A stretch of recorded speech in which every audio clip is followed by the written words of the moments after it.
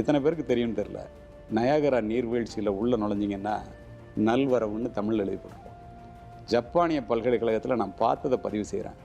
யாதும் ஊரே யாவரும் கேளிருங்கிற கணியன் பூங்குன்றனார் 2500 ஆண்டுகளுக்கு முன்னாடி சொன்னதை ஜப்பானிய மொழியிலையும் தமிழ் மொழியிலையும் எழுதி போட்டிருக்கான்.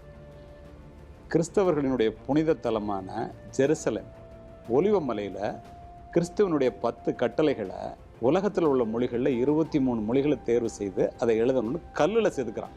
முதல் மொழி நம்முடைய தாய் தமிழ் மொழி. மகாத்மா காந்திக்கும் டால்ஸ்டாய்க்கும் உறவு இருந்தது, கடித உறவு இருந்தது. நீங்கள் சொன்ன அன்பு, கருணை, காதல்னா இதெல்லாம் அவர் மகாத்மா காந்தி படித்து ரொம்ப அதை பற்றி வியந்தவர். கல்கட்டா விமான நிலையத்தில் டால்ஸ்டாய் முதல் இந்தியாவுக்கு வரும்போது போய் பார்க்க போகிறார்.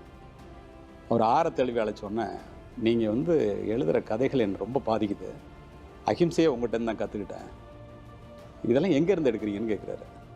இந்தியாவில் தென் தமிழ்நாட்டில் திருக்குறள் எழுதின திருவள்ளுவனுடைய திருக்குறள் இருந்தானே எடுக்கிறேன் அப்படின்னோடனே வியந்து போன அவர், என்ன இப்படி சொல்கிறீங்க அப்படின்னோடனே, என்ன செய்தாரை ஒருத்தல் அவர் நானும் நன்னையும் செய்து விடல் தான் மகாத்மா காந்திக்கு டால்ஸ்டாய் எழுதினதன் மூலமாக அகிம்சையே கற்றுக் கொடுத்துக்கிறாங்க. இதெல்லாம் விட ஒன்று சொல்லி முடிக்கிறேன். மார்ட்டின் சைபர் ஸ்மித்துன்னு சொல்லி ஒரு மிகப்பெரிய மனிதர். அவர் இந்த தமிழ் மொழியில் ஆய்வு பண்ணுறவர். உலக மொழிகள் எல்லாத்தையும் ஆய்வு பண்ணிட்டு தமிழ் மொழிக்கு வர்றாரு. உலக மொழிகளில் 400 மொழிகளை தேர்ந்தெடுத்து a guide to 20th century world லிட்ரேச்சர்னு ஒரு புத்தகம் எழுதியிருக்காரு. 400 மொழிகளை தேர்ந்தெடுத்து ஒவ்வொரு மொழிக்கும் ஒவ்வொரு பேரா 4 லைன் எழுதுறாரு.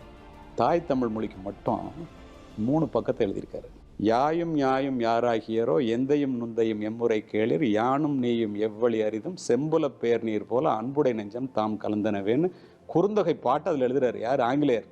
அதை குறிப்பிட்டு அவர் என்ன சொல்கிறாரு, இந்த சங்க பாடல்கள் ஒரு இலக்கிய நயம் மட்டும் இல்லை, ஒரு கவிதை நயத்தோடு இருக்கு, உலகத்தில் இதை மீறின மொழி எதுவுமே இல்லைன்னு சொல்லிட்டு 3 பக்கத்தை எழுதுறாரு. தாய் தமிழோட சிறப்பை வெளிநாட்டுக்காரன் தெரிஞ்சு வச்சிருக்கும் போது நம்ம அதை செய்யலைன்னா ஒரு மொழி அழிஞ்சிச்சுன்னா ஒரு இனம் அழிஞ்சிரும், நமக்கு அடையாளமே இல்லாமல் போயிடுவோம்.